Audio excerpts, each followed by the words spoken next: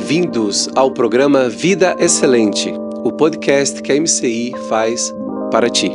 Nós temos alguns episódios gravados de muita relevância para o seu crescimento espiritual, para a sua vida com Deus.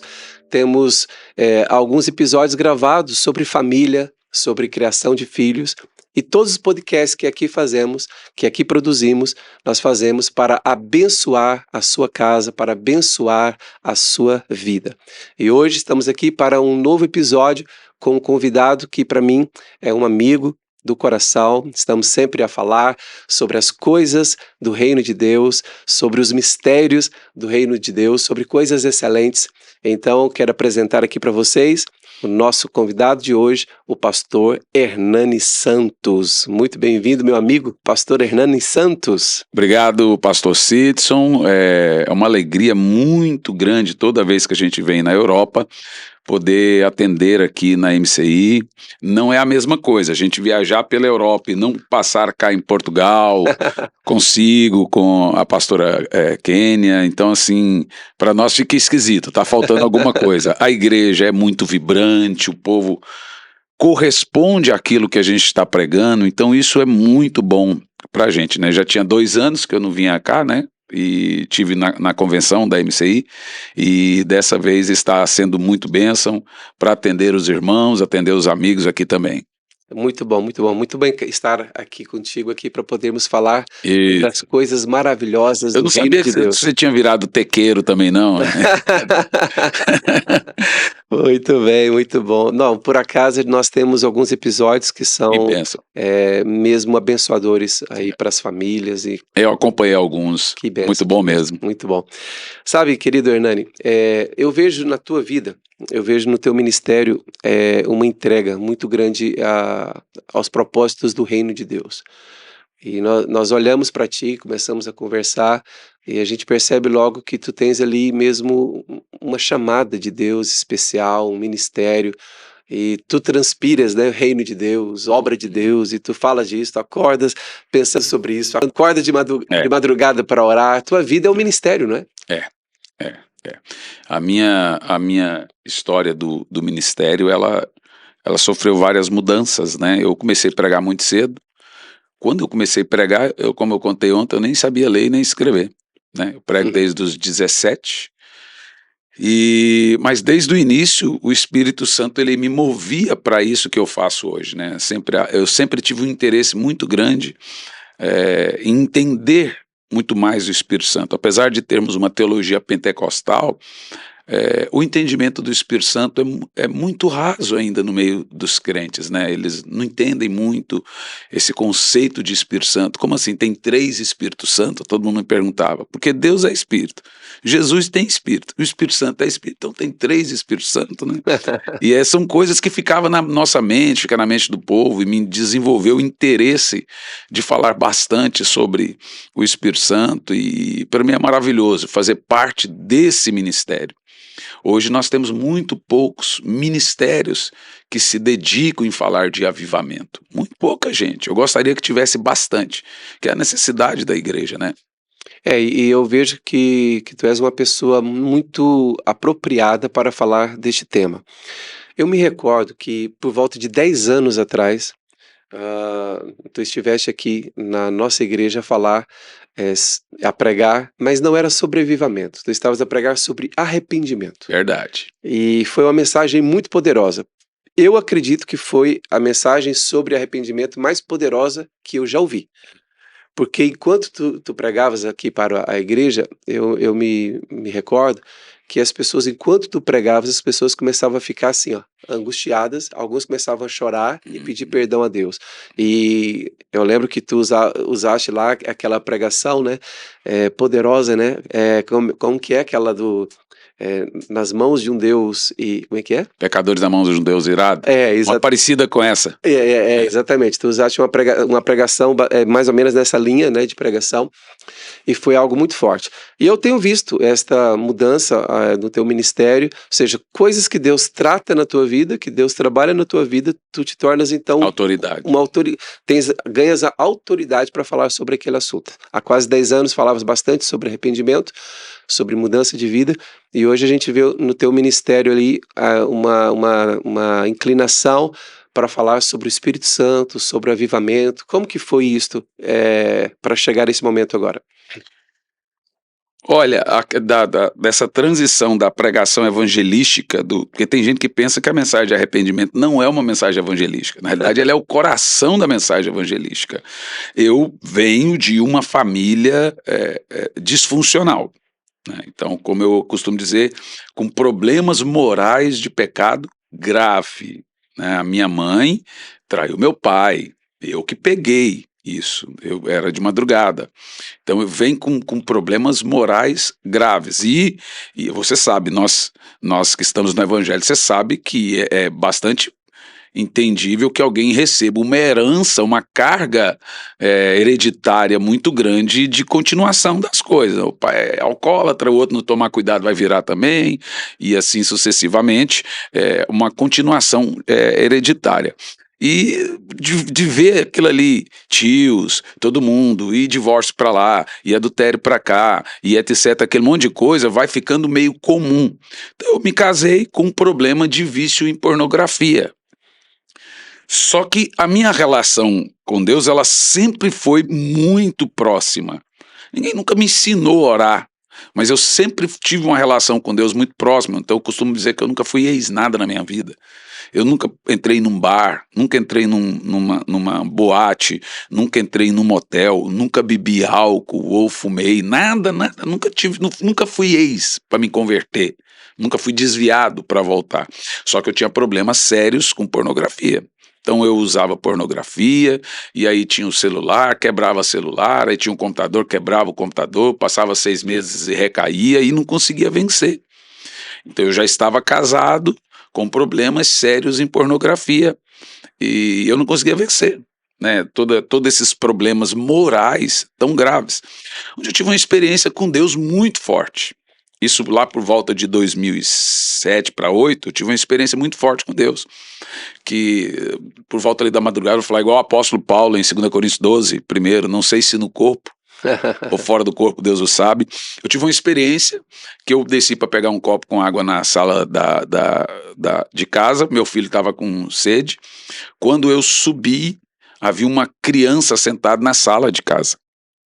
A criança sobe a escada comigo, e ela olha para minha esposa e meu filho que estava na cama e diz: se a volta de Jesus fosse hoje, eles iriam e você ficaria. Eu fiquei entre 2:30 da manhã até por volta de 6, quase 7. Eu tinha que ter um inalador para conseguir respirar, porque tanto que eu chorei. E ali gerou aquilo que, a partir de então, eu passei a entender o que é um arrependimento profundo e eficaz.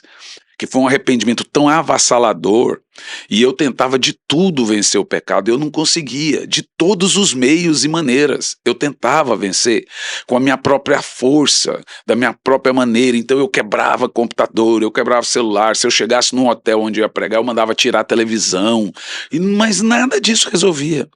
Nesse dia eu chamei minha esposa e falei: olha, eu não vou pregar mais por um tempo. Ela falou: mas o que aconteceu?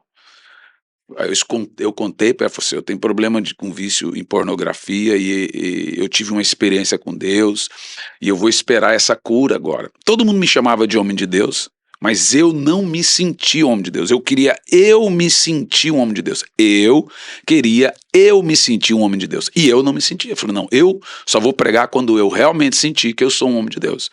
Fui lá no Twitter e escrevi um monte de textos, de frases em 140 caracteres. Olha, não vou pregar mais por isso. Eu estou passando agora por um período de tratamento da parte do Senhor. E um monte de gente comentava: você foi pro banco? Quem te pôs no banco? Você está disciplinado? Não, ninguém me pôs no banco. Ninguém me disciplinou. Eu resolvi ficar um ano. Foi iniciativa tua. Minha. Uhum. E escrevi isso no Twitter. Veio um pastor, vendo aquela escrita lá, me chama no direct do Twitter e fala: olá, tudo bem? Eu gostaria de sentar e tomar um café com você, sou de Curitiba. Quem era esse pastor? Luciano Subirá. E nós nos conhecemos ali, e ele falou: rapaz, aí ele disse que estava começando, demonstrou interesse, que ia começar o Casa de Zadok. né? E eu, passando aquela situação, falou, rapaz, eu gostaria que você fosse o primeiro a pregar no Casa da Doc. Eu falei, pastor, eu não posso atender convite. Eu tenho um voto com Deus que esse ano eu vou me consagrar, vou orar, vou jejuar, vou me esvaziar. Eu falei, não, é o ano que vem. E eu fui um dos primeiros a pregar, e aí, motivado por ele, eu lancei um livro, que é considerado o livro mais forte de confronto do ministério que eu tenho, que é Arrependimento Profundo e Eficaz. E ele faz até o prefácio. A partir dali, desse mover, que teve toda essa mudança de avivamento. Claro, passou primeiro pelo arrependimento, que é o que todo avivamento faz, né? Arrependimento, avivamento. Então, eu passei por esse avivamento muito forte, e aí eu entrei na fase de ser um pregador do Espírito Santo e de avivamento. Glória a Deus. E eu conheço também uma parte da tua história que tem a ver com a pandemia, não é? Uhum. Sendo tu um conferencista, né, internacional, um pastor itinerante, chega aí a pandemia, para todo mundo, fecha todo mundo dentro de casa, e tu foste buscar a Deus. Conta aí pro pessoal aí. Então, Aconteceu. antes, assim, 2023, a pandemia começa em 2020. Dezembro de 2019, eu estava com a minha família na Itália, né? Isso está até num livro meu chamado Transferência de Unção.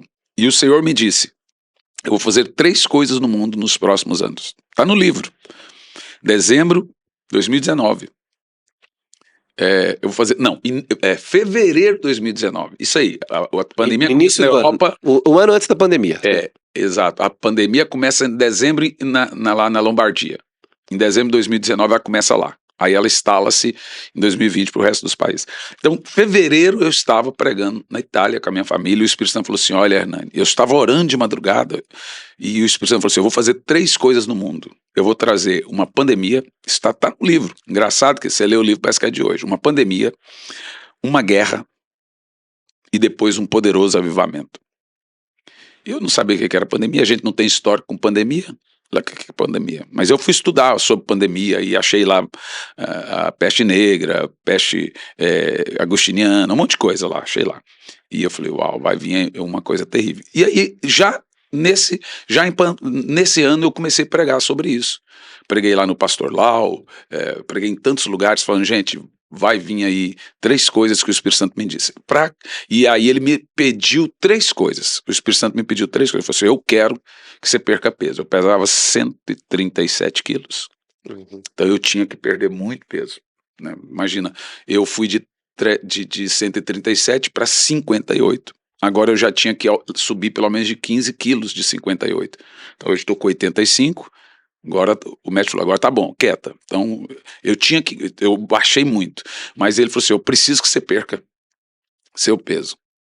Não entendi o motivo. 3 coisas eu quero de você. Primeiro, perca peso. Segundo, tira tudo que tem a ver com política das suas redes sociais. Eu lembro que tu colocavas muitas coisas. Não, eu era treteiro, brigava, amava. Eu não só colocava, eu amava o embate, eu estudava política. Porque política é o seguinte, né, Sidson? Quando você estuda demais política, você vira de 2 coisas uma. Ou você vira um político, ou você pega raiva. Exatamente. Quando você estuda muito, você pega raiva e vira um político. Fica contrariado com o sistema. Com o sistema. E aí, o que eu falo? Deleta tudo que é de política das suas redes sociais. Eu tinha várias redes. A primeira coisa que eu fiz foi sair com todas as redes. Hoje eu não tenho nenhuma mais. Tenho o Instagram, que é claro que eu tenho no meu celular e acompanho, mas quem atualiza e cuida é minha nora. E aí eu fui tirando. Eu orei a Deus e o Espírito Santo falou assim, fala pra sua família também tirar. Então minha esposa foi lá e foi tirando tudo, tinha um monte de coisa da Lava Jato, meu filho foi tirando e eu não entendi nada. Tira tudo. Essa foi a fase do momento. E a terceira coisa então vamos lá, a primeira foi o peso, a segunda foi a questão da política e a terceira coisa que eu focasse em uma mensagem. Para mim que gosta de estudar e pregar várias mensagens, focar em uma, tem 5 anos que eu prego a mesma mensagem, de maneira diferente, mas é a mesma mensagem.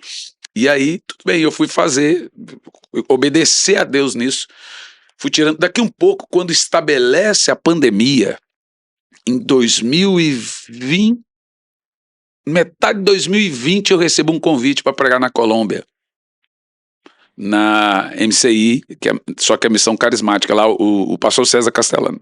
eu recebo o convite.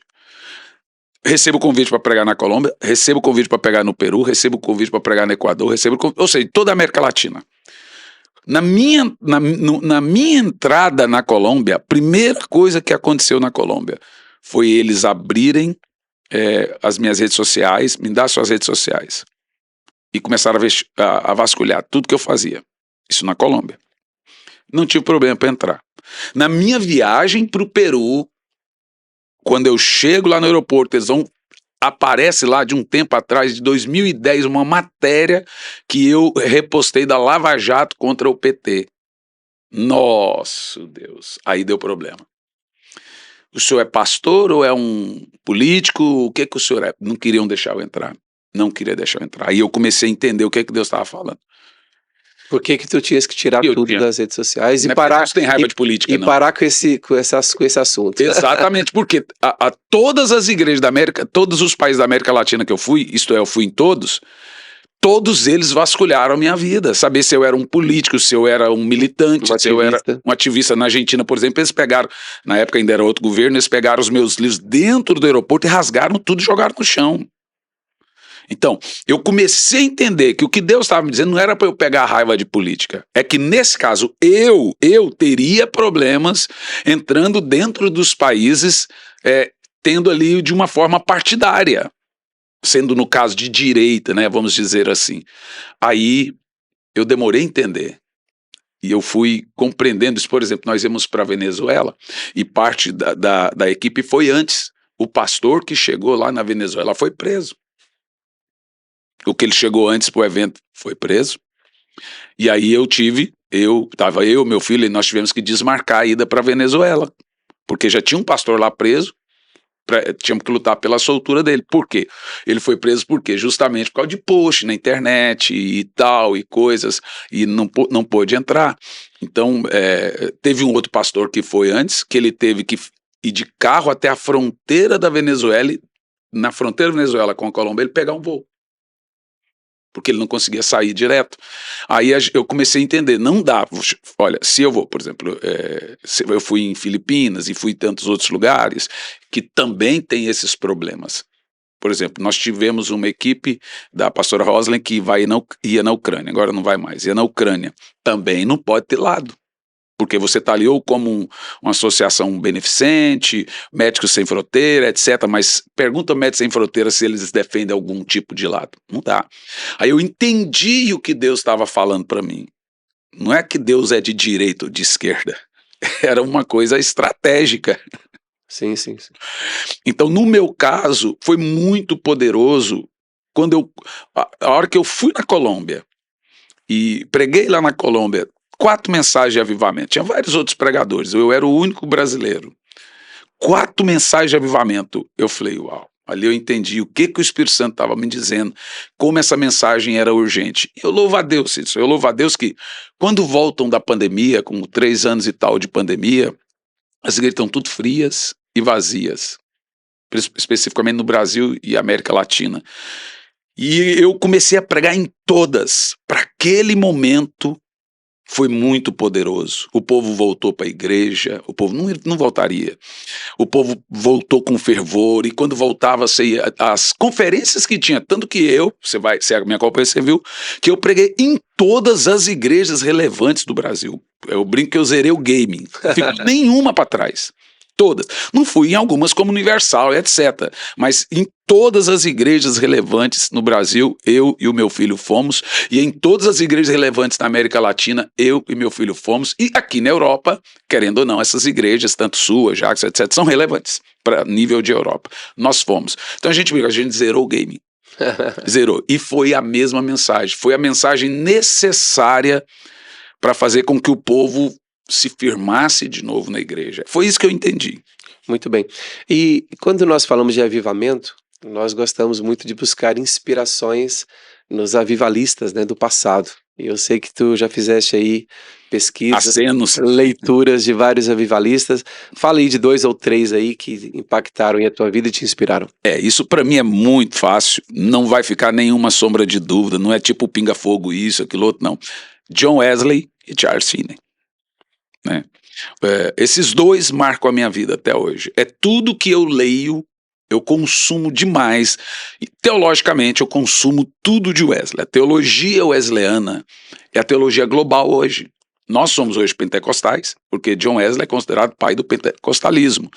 Então a teologia, por causa de Wesley, nós não nos tornamos a teologia tradicional, que só tinha essa, e Wesley sai do anglicanismo e ele vem para o metodismo, mas ele é influenciado por algumas pessoas, como Zinzeldorf, que é dos Morávios, né, na Bavária, sua mãe, e Guyon, Madame Guyon. Então ele é influenciado a receber o Espírito Santo pelos Morávios, que já oravam em línguas.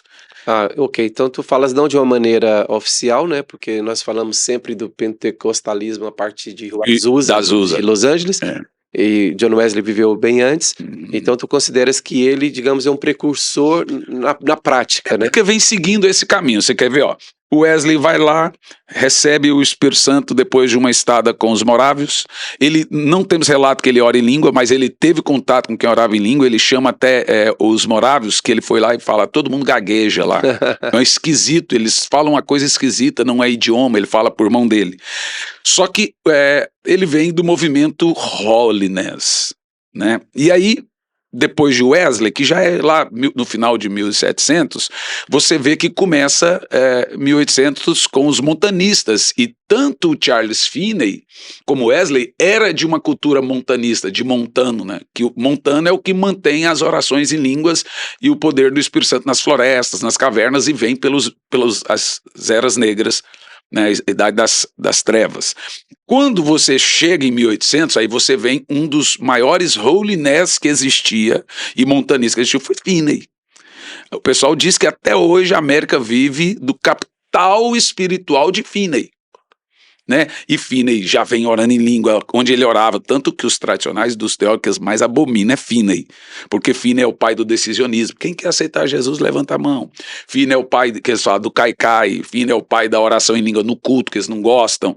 E aí Finney vem, ali começa o chamado movimento Holiness. Olha que coisa interessante. Quando você vai entrando ali, vem com Pharma, quando você vai entrando em 1900, vem o primeiro avivamento do século, que é no País de Gales, 1904. E esse avivamento do País de Gales é recheado de manifestação de dons. Então, olha só, o irmão Seymour, veja, o País de Gales ele vai sofrendo uma progressão do que vem desde Wesley. O País de Gales tem o garoto, o Evan Roberts, que é o idealizador e o mover do Espírito. Quando o irmão Seymour visita o País de Gales, ele diz que lá a rua inteira só ora em língua. Ali que ele começa a ter o contato.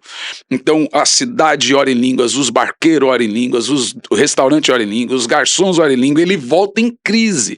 Aí vai gente para assistir lá, gente que leva para a Coreia do Sul esse avivamento, gente que leva para a Índia esse avivamento, é onde explode todos os avivamentos. E ali começa o avivamento de Los Angeles, porque o irmão Seymour está dentro de uma igreja Holiness, pregando o avivamento e batismo com o Espírito Santo, mas ele mesmo não tinha. Ele não era batizado com o Espírito Santo, e ele prega num culto à noite, batismo com o Espírito Santo. De manhã ele vai na igreja para orar, a igreja está no cadeado. O povo meteu a igreja no cadeado e jogou as malas dele na rua. Ele morava na casa pastoral atrás. Ele começa a chorar no meio da rua. Um casal de uma outra rua chamada Born Bryan, que ali realmente começa o avivamento, leva o irmão Seymour para dentro da casa. E na varanda deles é onde começa o avivamento, na rua Born Bryan. Ou seja, toda a influência do avivamento, do pentecostalismo, começa ali exatamente em Londres, com Wesley, que vem com a influência E teve a Associação dos Jovens Cristãos. Dos Jovens Cristãos. O IMCA, né? Exatamente. Só que não temos relato de que Wesley manifestou algum dom de poder, ou que ele curou alguém. Ele era forte na palavra. Porque alguém fala, ninguém orou. Gente, era tudo muito novo. É igual eles falarem que nós falamos de arrebatamento, se arrebatamento mensagem tem 100 e poucos anos. Falei, mas me fala quem pregava sobre arrebatamento. Ninguém, nem Lutero, nem Calvino, ninguém. Eles não pregavam Apocalipse. Não pregava, então é desonesto. Sobre a questão dos avivamentos ou das manifestações dos dons, nós devemos a quem? Aos montanistas, que influenciou Wesley e que influenciou Finney. Não diretamente, né? Mas eles culpam muito Wesley e Finney como pai do pentecostalismo. Quando eu estive em Londres da penúltima vez, eu estive lá na casa do John Wesley. Já lá estiveste também? Já. e Eu vou realmente sempre lá, eu gosto demais. eles talvez vão fechar, né, por falta de manutenção, né? Então, para te ver, a última vez que eu fui lá, eles pegaram e me deram um monte de livros de- do museu e Bíblia do museu. Ó, nós vamos fechar. Quer para você? Eu ganhei livro de Susana, ganhei livro de devocional de Wesley, que ninguém tem em português. O que eu fiz? Comecei a traduzir as Bíblias, comecei a traduzir os livros, e no Brasil isso é fantástico. Eu fiquei triste por isso, que vai fechar o museu, mas feliz que eu ganhei um monte de coisa do museu. A tua editora publicou 365 dias, né, É, com John Wesley. esse livro é de 1736, com John Wesley. Ah, muito bom, muito bom. Muito bom. Eu também sou muito inspirado por esses avivalistas aí do passado, aquele livro lá, Os Generais de Deus. Bom, né? Ou seja, é muito bom nós vermos essas testemunhas, né, que deixaram aí um legado, e quando nós passamos por coisas no nosso ministério, nós olhamos para eles que viveram 100, 200, 300 anos atrás, e nós vemos que o que eles experimentaram é algo muito parecido com o que nós estamos a experimentar, a nível de críticas, resistências e tudo mais, e como que eles se mantiveram firmes, né, na busca de Deus. E há Então, uma... respondendo a pergunta, acho que respondi. Wesley Sim, Finney. John Wesley e Charles Finney. É. Sim, muito bem. Em relação à Rua Azusa, tem uma curiosidade que eu fiquei a saber há pouco tempo. É só uma curiosidade mesmo, não acrescenta muito não. Sabe o que significa Azusa? Não. Alguém resolveu pesquisar o que significava Azusa. Que ou seja, o local da igreja, o templo, né, onde aconteceu esse primeiro mover do Espírito, em 1906 e tal, era na Rua Azusa. E, por curiosidade, Azusa não tem o significado na palavra em si, essa palavra não existe. É simplesmente de A a Z, United States of America. Ô, louco! Estados Unidos, do início ao fim. De A a Z, United States of America. E o nome do Brasil, né? Eu fui esses dias do nada para ver o que significa a palavra Brasil. Na realidade, é o termo que o português usa para falar braseiro. O nome do Brasil é um braseiro, uma lenha. E hoje o Brasil é um celeiro, né, de avivamento. De avivamento, de missionários. É isso aí. Glória a Deus. E é isso que tu percebes no Brasil. Como tu sabes, eu sou missionário e por acaso vai fazer agora 30 anos que eu e minha esposa estamos... Você está no campo. No campo, como missionários aqui na Europa. Tu que estás no Brasil, esta é a percepção que tu tens ali? O Brasil está a passar por um avivamento? Olha, Cito, eu não sou um crítico da igreja. Deus não me colocou como juiz e nem como crítico. Tem muita coisa errada, mas a sua pergunta não é sobre isso. E sempre vai ter, olha, quando surgir uma coisa grande, ela começar a crescer muito, vai ter coisa errada. O que nós temos que fazer? Focar na obra que Deus está fazendo. Eu falei para você que hoje é muito raro no Brasil ter igreja vazia. Se tem igreja vazia, talvez o pastor não está fazendo um bom trabalho. Então é mais comum no Brasil hoje também ter filas. Então nós estamos aí com muita igreja, ainda que questionaram tanto aquele negócio do evento no final do ano dos estádios e a televisão, o SBT transmitir ao vivo 3 horas de culto. Pô, gente, isso não é uma obra de homem. Não pode ser uma coisa inventada por homem. 3 horas no final de ano, em horário nobre. Não é. Você sabe, você está aqui em Portugal. 1 minuto aqui é 20 mil euros no programa de televisão, ou mais. Então não tem como, gente. Isso é uma obra de Deus. Isso são coisas que acontecem. O rapaz agora, cantor de rap, famosíssimo de funk, sei lá, eu não entendo a diferença de rap e funk, foi lá e abandona, paga uma multa de milhões do patrocinador, porque a partir de agora ele é de Jesus. Eu te mostrei hoje um gráfico que 75% do povo brasileiro, dos estados brasileiros, ouvem música evangélica. Aí depois vem mais um pouco por cento que ouve o sertanejo, um pequenininho lá que ouve o rock, funk, ninguém. Porque 75%. Então vamos lá. O Brasil alcançou, dezembro do ano passado, que saiu o censo do IBGE, ele passou de 80% de evangélicos. Tá certo que nós temos aí uns 20 milhões aí agora que é desviado. Mas desviado não, ele se considera evangélico.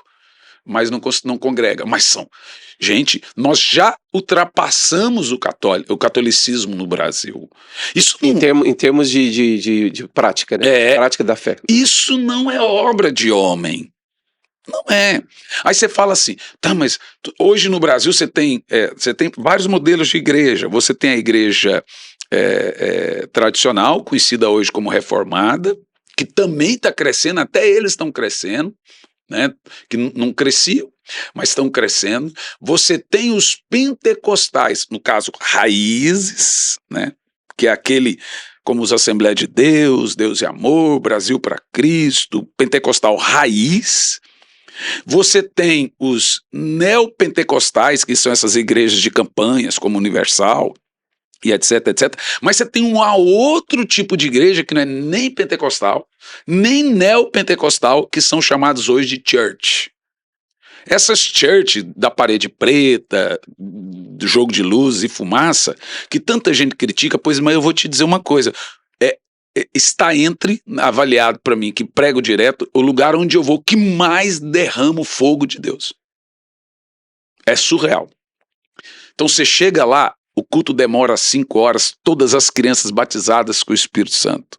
As pessoas fazem uma fila gigante porque você vai pregar sobre o Espírito Santo. Se você falar no Brasil, vou pregar sobre o Espírito Santo. Meu Deus do céu, a impressão que passa é de uma fome, de uma sede que as pessoas têm. Né? É interessante, né? Essas igrejas que estás a classificar aí como church, por causa da decoração, da estética, da aparência, as pessoas podem julgar que ali não há uma espiritualidade, né? Nossa, mas é o contrário, né? Contrário. Eu vejo, sabe por quê? Não vejo, na maioria delas, não vejo gente correndo, não vejo bagunça, não vejo falta de respeito. Eu vejo as pessoas com muita fome e muita sede de Deus. Tem umas aí meio complicado, mas em grande maioria eu vou. É estranho que você vai, parece que você está pregando na mesma igreja em lugares diferentes. Porque elas são bem parecidas, né? O púlpito é idêntico, as luzes são idênticas, as cadeiras meio penumbreado. Aí você fala assim, mas isso aí parece boate. Irmão, nunca uma pessoa entrou na minha igreja pensando que fosse uma boate. Se entrasse, eu ficaria feliz. Nunca o cara falou assim, desculpa, pensei que era uma boate. Nunca aconteceu isso. Mas se fosse, eu falo, opa, temos aí uma maneira da pessoa entrar na igreja. Mas o que acontece, o que passou a acontecer lá no Brasil? São igrejas, são muitas igrejas vibrantes.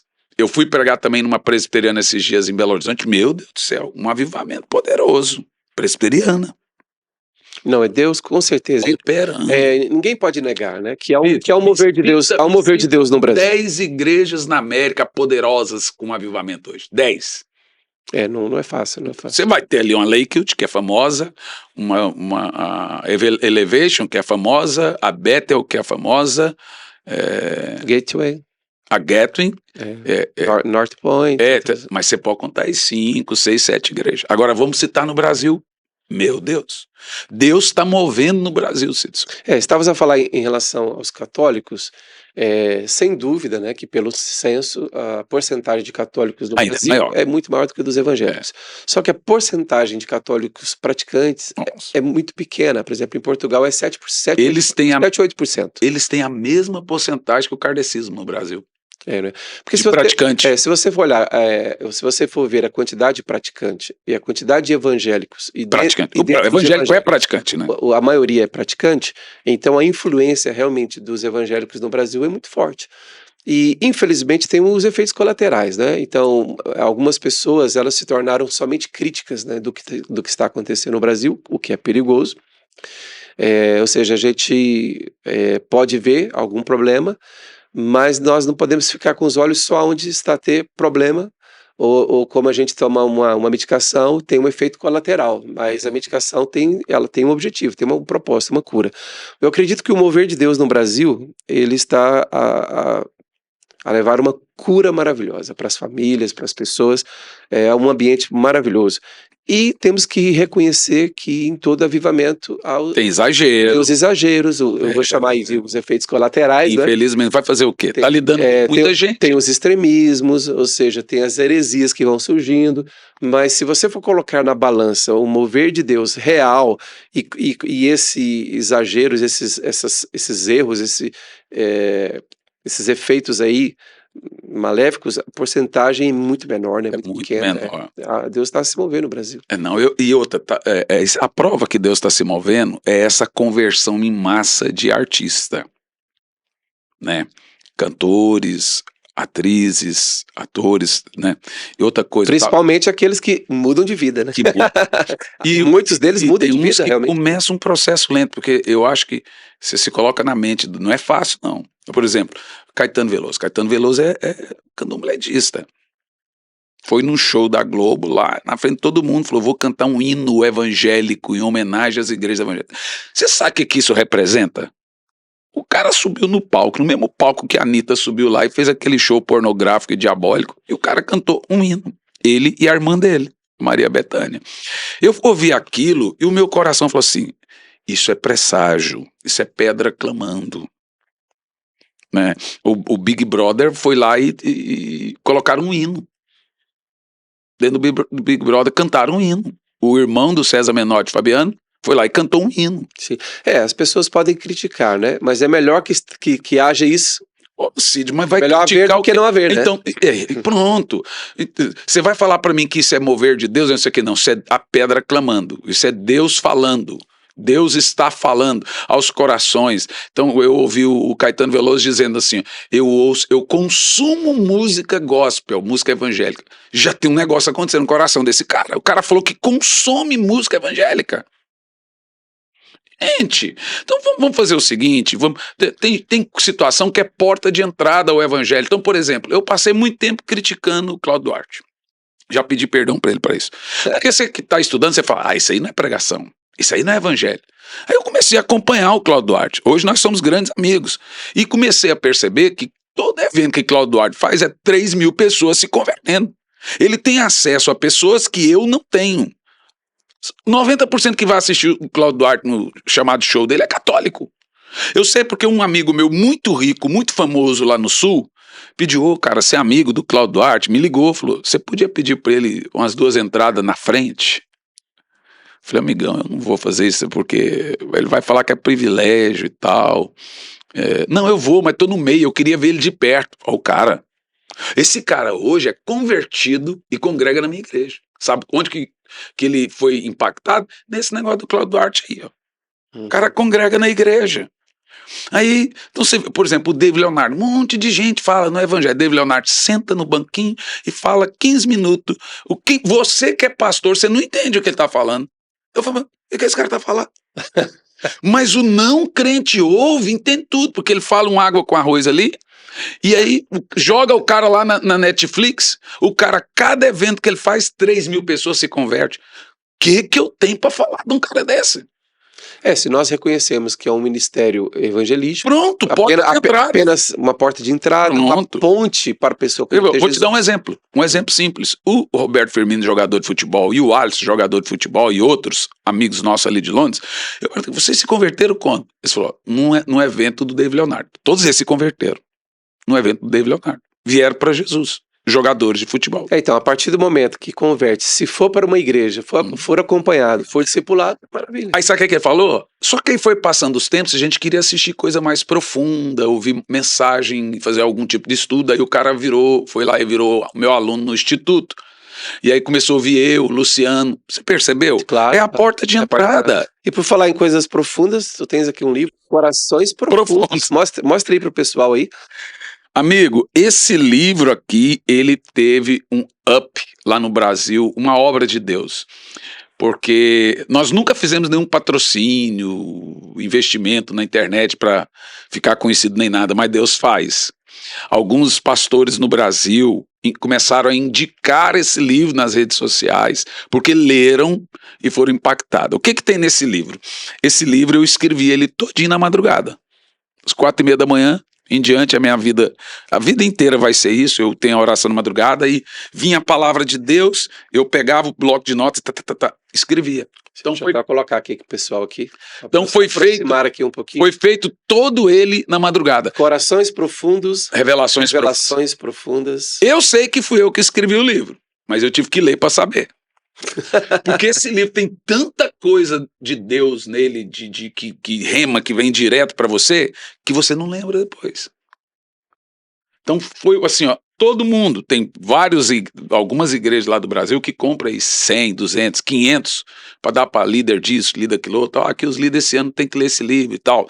E pronto, foi uma bênção sobrenatural. Eu amo, louvo a Deus do Senhor, obrigado por ter me permitido escrever esse livro. Que maravilha. Não sei se hoje eu teria a inspiração que eu tive aqui. É diferente, é o momento da coisa, né? Sim. E hoje, tu quando ministras hoje nas igrejas, qual é o teu propósito, assim? O que tu queres ser usado por Deus? Qual é o teu desejo quando vais ministrar cada vez? O meu propósito hoje é que a igreja do Senhor Jesus conheça profundamente o Espírito Santo, porque o segredo é o Espírito Santo. Se um crente conhece o Espírito Santo, ele não dá gabinete para pastor. Ele não dá problema para a esposa, não dá problema para o marido, não dá problema para o pai. Esse relacionamento, essa intimidade com o Espírito Santo é que gera o avivamento. Hoje a minha meta de vida é que aonde eu passar, eu saia dali e as pessoas digam, minha devocional com o Espírito Santo, minha comunhão com o Espírito Santo mudou profundamente, estou tendo um avivamento pessoal no meu coração. Então essa é a minha meta, em apresentar o Espírito Santo. Eu acho isto interessante, profundo, interessante, porque, como tu já disseste há pouco, há poucas pessoas que têm hoje este tema de pregação, avivamento, não apenas no sentido de ensinar sobre avivamento, mas sobre ter aquele momento ali de autoridade espiritual para conduzir as pessoas à presença de Deus. Queria falar então um pouquinho aqui contigo, Hernani, sobre a questão da presença de Deus, né? Tu falaste da pessoa do Espírito Santo, né? Que é através dele que tudo isso acontece, mas o valor da experiência, do experimentar a presença de Deus para um cristão permanecer na fé, crescer na fé e frutificar.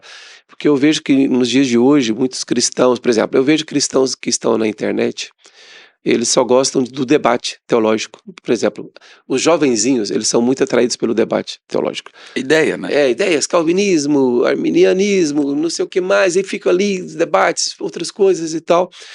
Mas depois nós vemos que a vida espiritual daquela pessoa permanece rasa. Tem muito conhecimento intelectual, né, conhecimento bíblico, até teológico, mas falta uma experiência com o próprio Deus. E eu acredito que isso é muito importante, nós levarmos a igreja a esta moderação. Eu tento fazer isso aqui na nossa igreja, ou seja, pregar, dar muito ensinamento para as pessoas, mas não deixando de lado a experiência pessoal. Eu posso ensinar, as pessoas podem aprender muito, mas se elas não tiverem aquela experiência delas com Deus, elas vão perder o que elas aprenderam, ou elas não vão usar bem o que elas aprenderam. Então o ensinamento precisa, né, desta experiência com o Espírito Santo, da presença de Deus. Sidson, na nossa vida espiritual, antes de qualquer coisa, antes de você ter qualquer coisa, Deus vai fazer 3 coisas na sua vida. Quando você chega na vida de Noé, Deus faz 3 coisas na vida de Noé. Primeira coisa que Deus deu a Noé, uma experiência. Segunda coisa que Deus deu a Noé, depois de uma experiência, ele deu uma instrução. E terceira coisa que Deus deu a Noé foi capacitação. Primeira coisa que Deus dá a Noé, Deus aparece para Noé, né? Deus fala com Noé, isso é uma experiência. Aí depois Deus vem e faz o que com Noé? Ele dá uma instrução. Noé, eu vou destruir o mundo, então construa uma arca, a medida é essa. O nome disso é conhecimento, é instrução. E depois ele capacita Noé para fazer. Deus não vai dar nada a uma pessoa sem uma experiência. Por isso que Jesus falou assim, vocês não vão sair daqui até ter uma experiência com o Espírito Santo. Até receber o Espírito Santo. Então, para a primeira coisa de tudo na vida, qual o grande problema hoje? O grande problema é que a gente está dando para as pessoas, antes da experiência, a instrução. Então você tem gente com a cabeça desse tamanho e o coraçãozinho pequenininho. Tem gente aí nos ensinando a abrir igreja e nunca abriu uma, porque ele fez uma faculdade que ensina a abrir igreja. Antigamente as faculdades contratavam quem? Os pastores para ser professor. Hoje é os melhores alunos. Então nós temos gente, você está no campo 30 anos, mas se brincar tem gente que chega aqui e quer te ensinar a abrir igreja, mas nunca abriu uma. Por quê? Porque ele só tirava nota boa. Então o cara tem, qual o grande problema? Ele tem a instrução, o conhecimento. Reverte isso na história de Noé. Ele não tem experiência. Imagina que você acha que Noé faria uma arca se ele não tivesse tido uma experiência com Deus? Não faria. Então, acima de qualquer coisa, olha só.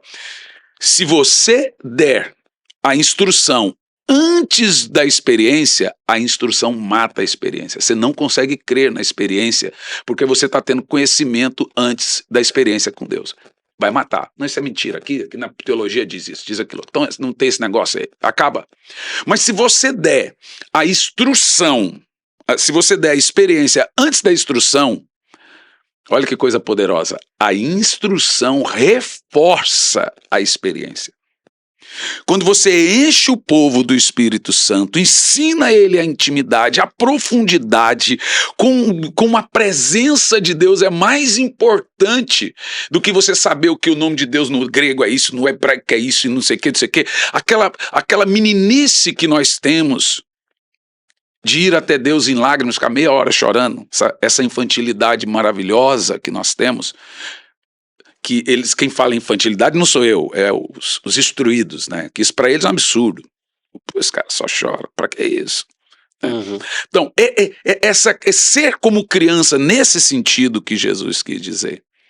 De você amar a Deus como uma criança, sentir a presença de Deus como uma criança, buscar conhecer a Deus. Jesus Cristo, a Bíblia Sagrada nos ensinou. E a vida é essa. E a vida eterna é essa, que te conheçam a ti como Deus único e verdadeiro e a Jesus Cristo que enviaste. Então, a vida eterna se consiste em conhecer a Deus. Mas para conhecer a Deus tem que ter uma mega... Não, primeiro, procure uma profunda experiência com Deus. Procure uma profunda experiência com o Espírito Santo. Se encha do Espírito Santo. Tenha a experiência, você vai ter sonhos, você vai ter visões, Deus vai falar com você, você vai saber que Deus está falando com você. Quando você for ter a instrução, que foi o meu caso, a teologia não vai matar você. Eu tive várias experiências com Deus. Quando eu fiz a faculdade lá com os 35 anos, terminei a faculdade com 35 anos, um monte de coisa ali detonando, porque a minha faculdade foi tradicional. Foi faculdade tradicional, presbiteriana. Uhum. Entrava aqui e falava aqui, ó. Coitado, eu falava assim, é porque ele não tem experiência, eu tive. Então não mexeu comigo. Nós precisamos, aí vai meu conselho para os pastores, que estimulem os seus liderados, experiência com Deus. Experiência mesmo. Experiência. O muçulmano que se converte sem alguém pregar para ele se converte como? Experiência com Tendo Jesus. uma visão com Jesus. E vai lá e ensina para ele o contrário. Ninguém fala mais nada, porque ele sabe o que ele viu. O que capturou Hipólito Leão Revarril? Hipólito Leão Revarril era um protestante, cientista. Quando surgiu o movimento das duas meninas nos Estados Unidos, depois elas vão para Paris, dos copos girando e psicografia, a Associação dos Cientistas envia Hipólito Leão para investigar. Como enviaram na Rua Azusa para investigar, para ver se era verdade. Quando Hipólito Leão chega lá, ele vê os copos andando sozinho, ele levanta a mesa, ele vai conversar com uma mulher, a menina lá, a Catherine, olha para o Hipólito Leão Revarril e conta todo o passado, presente e futuro dele. O que acontece a alguns profetas aí? Profetiza a vida do leão, tudinho. Ele começa a chorar, porque só ele e a mulher sabiam daquilo. Aí fala assim, a prova que eu tô com você, e quem estava falando na boca da Catherine? Um poeta celta chamado Allan Kardec. O celta estava falando na boca da menina, prova que agora você vai levar o meu nome, Allan Kardec. O cara virou o mensageiro de Allan Kardec e passa a se chamar Allan Kardec. Ele é fisgado, sabe no quê? Na experiência. A religião que nós evangélicos mais temos dificuldade de converter é o kardecista. Por quê? Porque ele sabe a experiência que ele teve. Ele ouve, ele tem visão, ele tem a psicografia. É muito difícil. Então, se você chegar no cara e convencer que aquilo não é... Porque é experiência. Nós precisamos... Por que essas crianças devem receber o Espírito Santo desde cedo? E nunca mais esquecerão? Eu nunca mais esqueci quando eu recebi o Espírito Santo. A média é entre 10 a 12 anos que você tem que receber o Espírito Santo. Porque é uma experiência pessoal. O problema é que muitos teólogos, especificamente tradicionais, eles têm medo dessa palavra. Experiência, mas é ela que nos segura, experiência com Deus. E por falar no ministério com crianças, eu acredito que a igreja ela está a ser avivada hoje para cuidar das crianças, né? E investir na vida espiritual, na maturidade espiritual e na experiência com a presença de Deus, né? Desde criança. Eu lembro que antigamente as igrejas, elas colocavam as crianças numa sala, numa salinha. Se vire lá. Eles falavam, era a salinha das crianças, e a única coisa que eles davam, que já era bom, era o ensinamento das histórias bíblicas, Davi e Golias, não sei o que mais, tal, tal, tal. Mas hoje a igreja está abrindo os olhos, entendendo que... Hoje é um culto, né? Exatamente, ainda bem que está a acontecer. Por quê? Porque a criança, ela é um ser humano completo.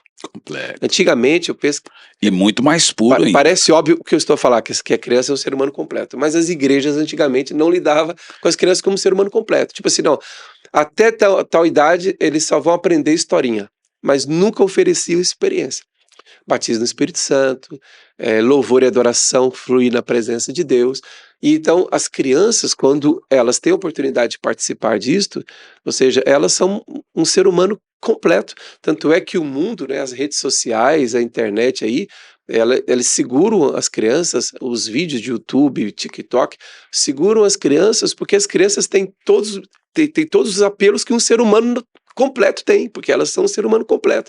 Então, se elas respondem a esses apelos do TikTok, do YouTube, de tudo mais deste mundo, das danças, então elas também vão responder ao apelo A criança do Espírito esponja, Santo, né? da presença A criança é de Deus. esponja. É isso que eu tô te falando, que é coisa bacana, igual a sua aqui, ó. Por exemplo, você vai lá no Brasil, você vai ver, igual eu vi aqui com você, na sua MCI Kids, várias comunidades lá também com igreja Kids hoje. E por incrível que pareça, essas novo modelo dessas igrejas, elas investem. A grande questão dessas novas igrejas lá é que eles investem pesado em voluntariado, pesado no Ministério Kids, pesado mesmo. Eles se dedicam a isso. Aí quando a pessoa chega, ela já é bem recebida. Quando o filho dele chega, ele já faz um check-in e vai para um culto, não vai para uma salinha. Ele vai para um culto. Quando nós começamos a ministrar com crianças, tem gente que pergunta se o meu ministério é ministério com criança. Isso nunca foi. É que não tem Espírito Santo Kids, né? Não tem Espírito Santo Teen. Mas quando nós começamos, isso também foi lá para 2021, a primeira vez foi, o Gian sabe certinho, mas eu calculo que foi também na Colômbia. Lá aconteceu de tudo. E ali eu comecei a observar, só que eu não deixava elas subirem no púlpito. Hoje você vê que elas vão subindo para o púlpito. Eu chamo uma hora, as outras vão subindo. Aí um dia o Espírito Santo falou assim, aconteceu lá em Brasília, eu estava pregando, um garoto subiu, cheio do Espírito Santo, aí um outro olhou para a mãe, mamãe, eu também quero. Outro, eu também quero. Eu falei, gente, o fato delas subirem estimula as outras, e até um pai que está assistindo, que não é crente, ou uma mãe, ou um tio, e vê aquele mover do Espírito Santo, só aquela atitude vai movendo o coração das pessoas. Então, eu comecei a perceber como que o Espírito Santo prioriza elas. É verdade. E realmente uma criança hoje em dia, com 7 anos de idade, eu não vou conseguir dar essa informação precisa, mas eu estive a ler um artigo que falava que hoje uma criança com 7 anos de idade que os pais dão acesso aos dispositivos, né, eletrônicos e internet e tudo mais, hoje uma criança de 7 anos já teve acesso a mais informação do que um rei, Meu Deus. de 3.000 anos atrás. 7 anos, ela tem 6 mil, a média não, é uma média de 680 vídeos de shorts, tanto do YouTube como do Instagram é Reels, que elas vão com aquele dedinho, é uma média de 680 vídeos por dia, é muita coisa. É muita informação, uma criança chega aos 7 anos, como eu disse, com mais conhecimento do que muitos reis de antigamente. O que um rei aprendia na vida inteira, elas aprendem até os 7 anos. Uma criança chega com o Espírito Santo, com a informação que ela tem, ela chega mais longe que Wesley. Exatamente. Com certeza. Nós precisamos entender que criança não é a igreja de amanhã. Criança é a igreja de hoje, a liderança de amanhã. Exatamente. Ó, Presta atenção, Cídio. Estão falando por aí nos congressos de avivamento dos profetas, liderado por Cindy Jacobs, que você conhece, Stacey Campbell e todos esses, estão falando por aí de um avivamento de 30 e poucos anos. Uma conversão nessa década de 2 bilhões de almas. Olha só, nós temos 2 bilhões de cristãos hoje, de 2.000 anos de cristianismo. Mas estão falando de 2 bilhões de convertidos nesse avivamento. E eu acredito nisso. Aí eu falo, opa, mas pera lá. Quem serão os avivalistas lá? Qual a idade deles hoje? Nós estamos a cuidar deles hoje. Qual a idade deles hoje? Mas vamos lá. Nós chegamos aonde chegamos com uma experiência com o Espírito Santo cedo. 90% da igreja foi cedo. Foi antes dos 15, antes dos 14. Nós temos que nos preocupar, e aí eu louvo a Deus, porque hoje já é comum nas igrejas kids no Brasil, que são a extensão das igrejas de adulto, a ministração do Espírito Santo hoje é quase que uma obrigatoriedade em todas as igrejas. Leva as crianças, e tem retiro, vira e mexe, tá ali, ó, vamos ministrar o Espírito Santo sobre as crianças, etc. E pronto. Então hoje é comum você chegar numa igreja que tem 250 crianças, em que 70% já é batizado com o Espírito Santo. Glória a Deus. Isso é poderoso. É um avivamento vindo por aí. Hernani, Europa, qual a sua apreciação aí pelas vindas que tem se feito à Europa nos últimos anos? Está melhor? Como é que está o evangelho aqui, as igrejas? Como eu te disse, eu não sou um crítico, né? Já disse muitas vezes, gente, a Europa, ela está afundada e o muçulmano, o islamismo engoliu, né? Mas tem uma coisa poderosa acontecendo. Eu olho para a tua igreja, olho para a igreja da Rosa, olho para a igreja do Jackson, olho para a igreja do Éder, olho para a igreja de todos, olho para a igreja do Diogo lá em Paris, olho para o Mário Riboto aqui, sabe que eu tenho a voz de Deus? Nós somos a oferta voltando. A Europa exportou avivamento, agora ela está importando avivamento. Está acontecendo uma coisa na Europa, vamos lá, você tem acompanhado lá em Amsterdã, 2 vezes por mês eles se reúnem na praça, 25, 30 mil jovens adorando o Senhor. É Holanda, aquilo é o berço do que tudo que não presta. Em França também está. França, lá na Torre, na Inglaterra também, tá um negócio, daqui uns dias, anota aí, ó, daqui uns dias você já vai começar a ver, 200 mil. Escuta, Deus está movendo os europeus. Os europeus. É de forma tímida, porque o europeu é assim. Se fosse no Brasil já tinha 1 milhão. Mas o europeu, ele vai mais lento, ele é mais desconfiado e etc. Mas eu estou vendo, o Espírito Santo me disse, aonde tiver alguém falando em português vai ter avivamento. Glória a Deus, glória a Deus. Eu percebo, né, como eu tinha dito, agora em março, vai fazer março de 2025, para quem estiver a assistir esse podcast posteriormente, em março de 2025, eu e minha esposa vamos completar 30 anos de missões em Portugal. Quando nós chegamos aqui, era por volta de 0,8% de evangélicos. E hoje, só para tu teres uma ideia, são 2% da população são evangélicos brasileiros. E contando com português, talvez dá 3%. Esse é o cálculo. Exatamente, com os portugueses e com um pouquinho de outros países de fala portuguesa. Talvez até mais, 3,5%. Então, isso é muito. É positivo para o país, ou seja, o Brasil, a partir de 3 e tal por cento, teve uma explosão, teve um crescimento, para chegar hoje àquilo que está a 30 e poucos por cento. Né? 94, no Brasil éramos 10 milhões de crentes, só para você ter uma ideia. Pois, houve um crescimento 30 anos. Muito, muito volumoso, muito expressivo. E é isso, nós acreditamos no avivamento aqui em Portugal, Deus está fazendo coisas maravilhosas na Espanha, como disseste aí, França, Holanda, e a coisa acontecendo, Itália.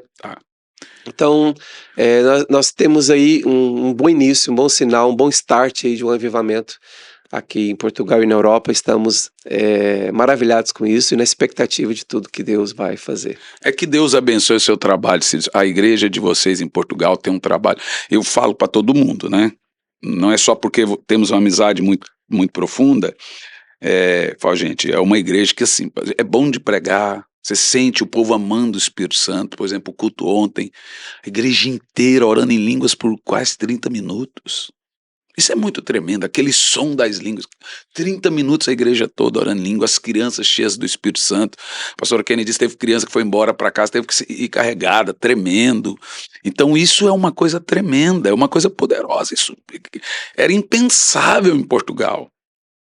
Eu prego aqui já há uns 25 anos, isso era impensável, nunca.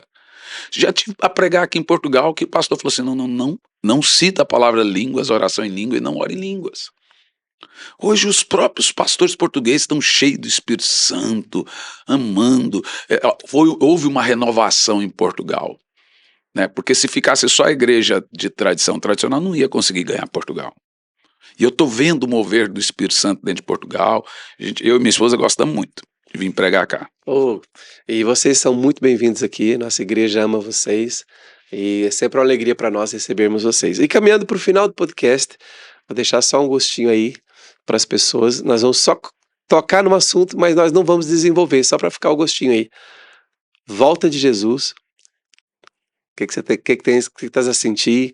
Tá a chegar o tempo, as coisas estão se juntando, se montando para esse tempo.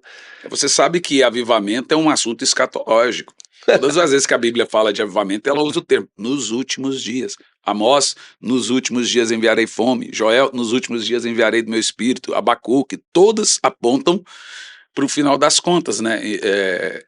Assim, ó, quem arrebatou Enoque foi o Espírito Santo. Quem arrebatou Moisés foi o Espírito Santo. Quem arrebatou Elias foi o Espírito Santo. Quem arrebatou Jesus ao céu foi o Espírito Santo. E a Bíblia diz categoricamente que quem vai arrebatar a igreja é o Espírito Santo, que vai levar a igreja ao Senhor. Então, a Maria Éter profetizou, falando com o irmão Seymour em 1911, ela disse, daqui 100 e poucos anos vai vir um avivamento maior do que esse, que vai durar até o retorno de Cristo e preparar a igreja para o arrebatamento. Então, a minha informação sobre a volta de Jesus é o avivamento vai levar a igreja a dizer Maranata, paixão por Jesus. E a hora que ela disser Maranata, o Senhor vai levantar a sua igreja. Eu creio que Jesus volta nesse avivamento, esse último grande avivamento. Amém, glória a Deus. Temos muito trabalho a fazer. Muito trabalho. Eu lembro quando os discípulos perguntaram já ao Jesus ressurreto, Jesus perguntou, será este o tempo? Restaures o reino em Israel? Então Jesus desviou a conversa para o outro lado. Ou seja, que eles deveriam realmente ficar cheios do Espírito Santo e pregar o Evangelho. Que era a prioridade. Exatamente. Recebereis poder ao descer sobre vós o Espírito Santo. Então, aguardem a promessa do Pai. Então, realmente, eu gosto de falar sobre escatologia, coisas apocalípticas, mas eu entendo que a prioridade acima disso é o enchimento do Espírito Santo para termos autoridade para pregar o Evangelho, para termos a colheita. É isso que eu acredito. Então, assim, eu não sou daqueles que ficam o tempo todo falando sobre escatologia, mas sempre perdendo o foco, né? Ou seja, eu posso falar assim de escatologia, eu posso ensinar, eu posso pregar, eu posso falar com as pessoas, mas quando perguntaram a Jesus, será esse o tempo que restaura o reino a Israel? Ele mandou a gente ser cheio. Aí ele falou, olha, não, esperem até que sejais revestidos de poder. Então, e para vocês anunciarem o evangelho. Então, ou seja, a volta de Jesus não está em nosso controle, mas a pregação do evangelho e fazer o que está. Então vamos fazer a nossa parte. É isso aí.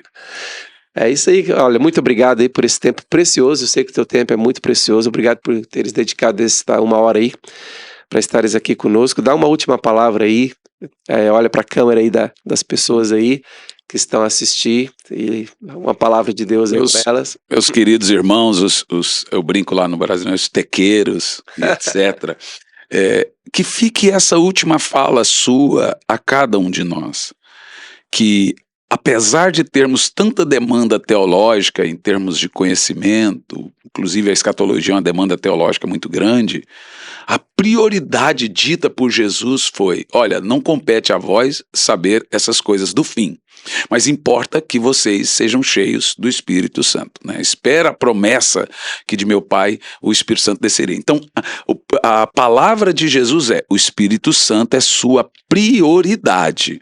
Amados, queridos irmãos, vamos priorizar o nosso relacionamento com o Espírito Santo e a comunhão, porque quem não tiver relacionamento com o Espírito Santo não vai ficar de pé na apostasia, não. É verdade, é verdade. Vai não. Então estamos a chegar ao final de mais um episódio do nosso podcast Vida Excelente, o podcast que a MCI faz para ti. Vai lá, vai buscar outros episódios que vão enriquecer a tua vida espiritual. Os nossos episódios, eles têm por objetivo a tua maturidade espiritual, o teu crescimento espiritual. Mais uma vez, muitíssimo obrigado, pastor Hernani Santos. Amém. Que Deus abençoe ricamente teu ministério. Amém. E para todos vocês, um forte abraço. Estamos juntos. Deus abençoe. Avivamento em Portugal, avivamento na Europa, Não. avivamento nas nações. Deus abençoe. Amém.